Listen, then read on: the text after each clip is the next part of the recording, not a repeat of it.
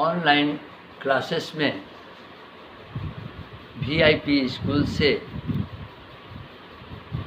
मैं हिंदी का शिक्षक चंद्रभूषण सिंह अंशु आपके समक्ष उपस्थित हुआ हूँ।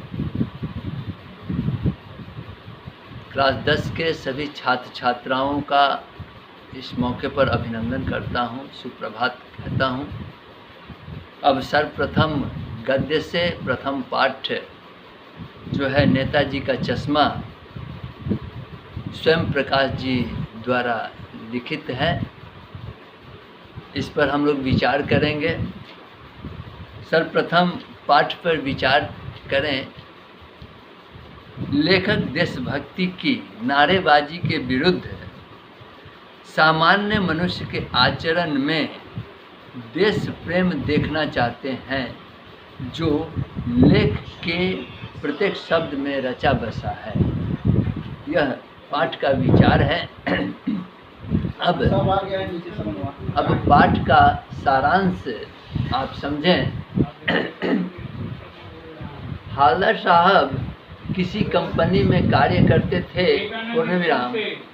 इस सिलसिले में उस कस्बे से गुजरते थे जिस कस्बे में नेताजी सुभाष चंद्र बोस की प्रतिमा लगी थी, पूर्णविराम। वहाँ के अधिकतर मकान कच्चे थे, पूर्णविराम। इस कस्बे में एक नगर पालिका भी थी, पूर्णविराम। ऐसा प्रतीत होता है कि नगर पालिका द्वारा कभी कस्बे के हृदय स्थल में चौराहे पर नेताजी सुभाष चंद्र बोस की संगमरमर की मूर्ति लगवा दी गई होगी, पूर्णविराम। मूर्ति को देखकर ऐसा अनुमान होता है कि किसी मजबूरी से किसी छोटे कलाकार द्वारा उस मूर्ति को बनवाई गई होगी, पूर्णविराम। शायद कलाकार द्वारा जल्दबाजी में नेताजी की आंखों में चश्मा लगाना छूट गया था, पूर्णविराम। शायद कस्बे के स्कूल के ड्राइंग मास्टर मोतीलाल ने उस मूर्ति को 1 महीने में बनाकर पटकने का वायदा किया था, पूर्णविराम। शायद इसी कारण मूर्ति पर कोई चश्मा लगाना भूल गया होगा, पूर्णविराम। हालांकि मूर्ति कोई बड़ी नहीं थी, पर वह मूर्ति देखने में सुंदर अवश्य थी, जो 2 फुट की लंबाई में थी, पूर्णविराम। मूर्ति को देखने से नेताजी का वह दिया गया नारा याद आने लगता था कि दिल्ली चलो या तुम मुझे खून दो, बिंदु बिंदु देकर आगे जो बातें हैं आदि का नारा। पैराग्राफ बदलेंगे।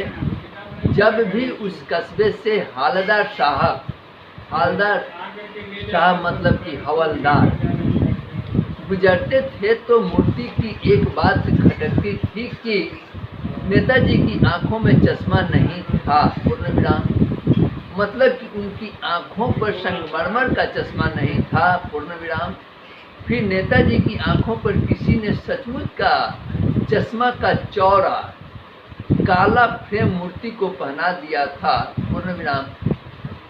ऐसी पहली बार जब हालदार साहब ने देखा तो वो अवाक रह गए और उनके होठों पर मुस्कान आ गई, पूर्णविराम।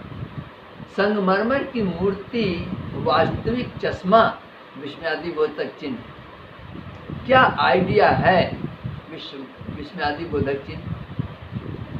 जीप में बैठे बैठे इस नज़ारे को देखने के बाद वे सोचने लगे कि इस कस्बे के लोग अवश्य देशभक्त हैं, पूर्णविराम। वे नेताजी की संगमरमर की मूर्ति को चश्मा पहनाकर उनके प्रति अपनी सच्ची भावनाएं प्रकट किए हैं, पूर्णविराम। 1 मिनट सर। पैराग्राफ बदलेंगे। हालदार साहब दूसरे दिन जब यह देखते हैं कि नेताजी की आंखों पर लगे चश्मे का फ्रेम बदला हुआ है, इसे देखकर उनका कौतुक बढ़ जाता है, पूर्णविराम। ऐसे ही तीसरी बार भी उनकी आंखों पर का फ्रेम बदला दिखाई दिया। पूर्ण विराम। हालदार ने सोचा, अवश्य ही मूर्ति के कपड़े नहीं बदले जा सकते, पूर्ण विराम, पर चश्मा तो बदला जा सकता है, पूर्ण विराम। क्या नायाब आइडिया है।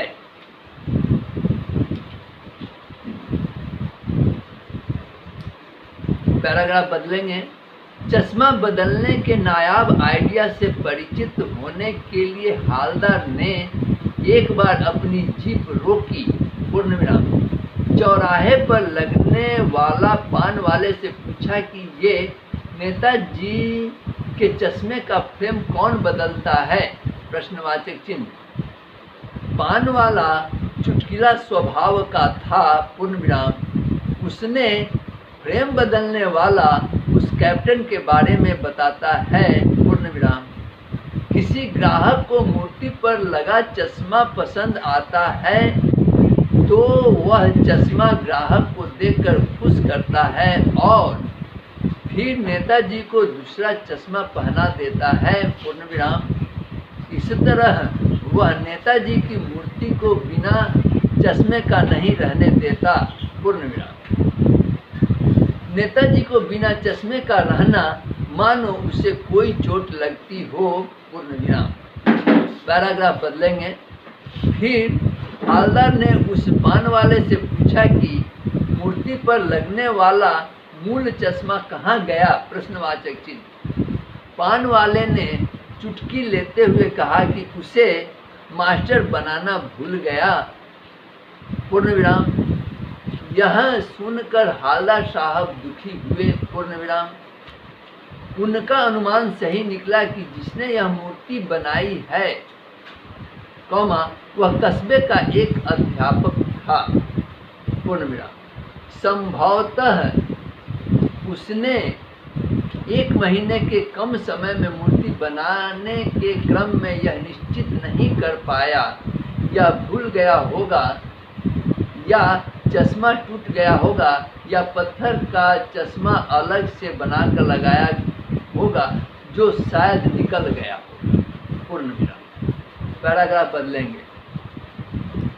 चश्मे का खेल देखकर हालदार साहब ऊहापोह की स्थिति में थे, सब विचित्र लगने लगा, पूर्ण विराम।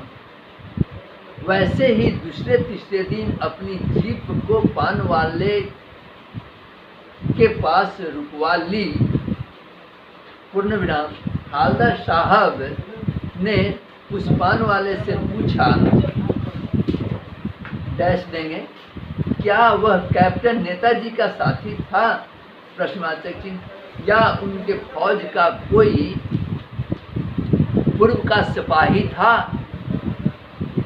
प्रश्नवाचक चिन्ह। ऐसा सुनने पर पान वाला हंसा और हंसते हुए बोला,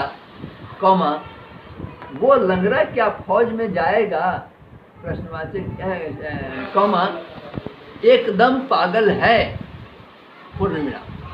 तभी उसकी नज़र सामने से आता हुआ उस कैप्टन पर जाती है और कहा, डैश देंगे, देखो, वो आ रहा है, पूर्ण विराम। जो पूछना है, उसी से पूछ लो, समझ लो, पूर्ण विराम। कहीं उसका भी फोटो वोटो छपवा दो, पूर्ण विराम। पैराग्राफ बदलेंगे। हालदार साहब को ऐसे देशभक्ति के प्रति हंसी करना अच्छा नहीं लगा, पूर्ण विराम। वो मुड़ कर देखता है तो सामने एक बेहद घटिया और मरियल सा बूढ़ा लंगड़ा, सिर पर गांधी टोपी पहने, आंखों पर काला चश्मा चढ़ाए आ रहा था, पूर्ण विराम। उसके हाथ में एक छोटी सी बंदूकची और दूसरे हाथ में बांस पर टंगे बहुत से चश्मे थे, पूर्ण विराम। साहब को पता चला वह घूमकर चश्मे बेचता है, पूर्ण विराम। साहब यह जानना चाहते थे कि इसका नाम कैप्टन कैसे पड़ा, प्रश्नवाचक चिन्ह। परंतु न तो पान वाले को फुर्सत थी, न जीप के ड्राइवर के पास समय, पूर्ण विराम। उस दिन के बाद यही कोई 2 साल तक वे आते जाते रहे और मूर्ति को देखते रहे, पूर्ण विराम। मूर्ति पर कभी चश्मा गोल होता तो कभी चौकोर, कभी काला तो कभी लाल होता, पूर्ण विराम। परंतु मूर्ति कभी चश्मा बिना नहीं होता, पूर्ण विराम। इसी क्रम में साहब ने एक दिन देखा कि मूर्ति पर कोई चश्मा नहीं था, पूर्ण विराम। उस कस्बे की हृदय स्थली की सारी दुकानें बंद थीं, पूर्ण विराम। अगले दिन हालदार साहब उसी पान वाले से पूछने पर कि अब मूर्ति पर चश्मा क्यों नहीं है, प्रश्नवाचक चिन्ह।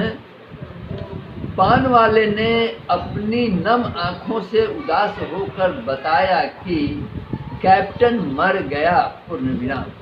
यह सुन वह उदास होकर अपनी जीप में बैठकर चलते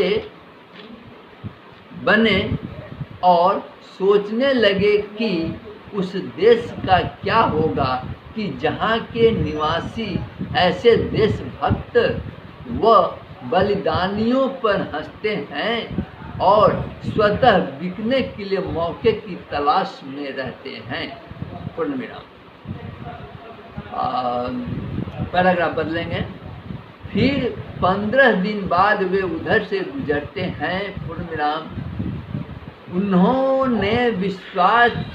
उन्होंने सोचा कि अब वे बिना चश्मे वाली नेताजी की मूर्ति को क्या देखेंगे। विस्मयादिबोधक चिन्ह। जैसे चौराहा करीब आया, पूर्ण विराम, उनकी नजरें मूर्ति पर जाती हैं तो चीख कर ड्राइवर को आदेश दिया कि जीप रोको। उन्होंने देखा कि मूर्ति पर सरकंडे का